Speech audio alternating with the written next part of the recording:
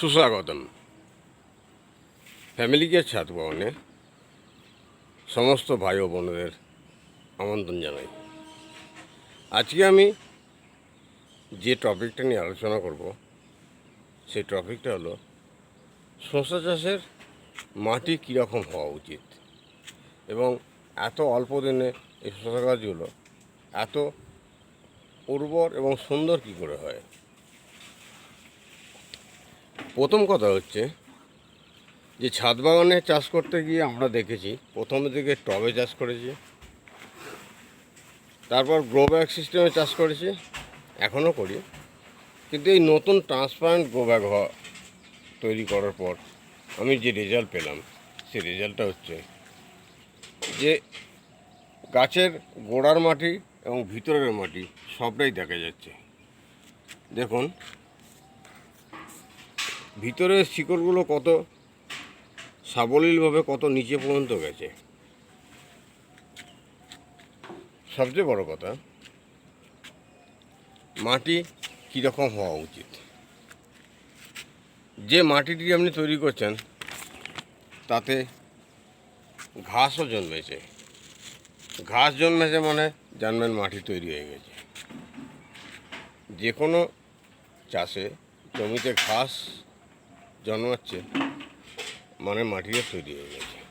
মাটিটা হতে হবে ঝুরঝুরে, হালকা, এবং জল দেওয়া হবে নালা দিয়ে। গাছের যে গোড়া এগুলো থাকবে পরিষ্কার এবং স্বচ্ছ, সুন্দর এবং শুকনো। এর ফলে কি হয়, গাছের গোড়ায় জল জমে যাওয়া বা অতিরিক্ত জলের চাপটা কমে যায়, যার ফলে গাছ সুন্দর এবং সাবলীলভাবে বেড়ে উঠতে পারে। দেখুন যে গাছগুলো দেখছেন, এই গাছগুলোর বয়স হচ্ছে মাত্র 15 দিন। 15 দিনের মধ্যে শসা গাছগুলো কত সুন্দর, স্বচ্ছ এবং সাবলীল হয়ে উঠছে। আমি আশা করি আর 20 থেকে 25 দিনের মধ্যে এই গাছে শসা ফলবে। তাহলে আজকের টপিক মাটি। শসা গাছ যখন চাষ করবেন তার মাটিটা কীরকম হবে। মাটিটা হতে হবে ঝুরঝুরে, হালকা।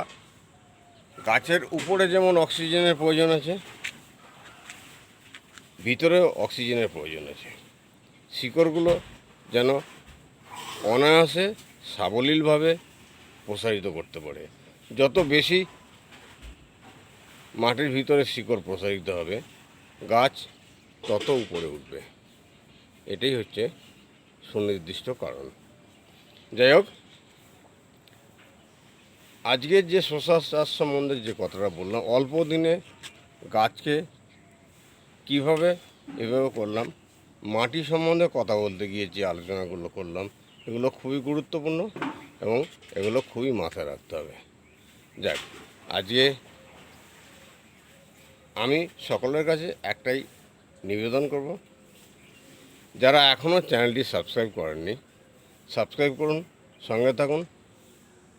চাষ সম্বন্ধে খুঁটিনাটি রেগুলার আপডেট দেওয়া হয়ে থাকে, যা থেকে ছাদ বাগানে চাষের সুবিধা অসুবিধা সমস্ত কিছুই পেয়ে যাবেন।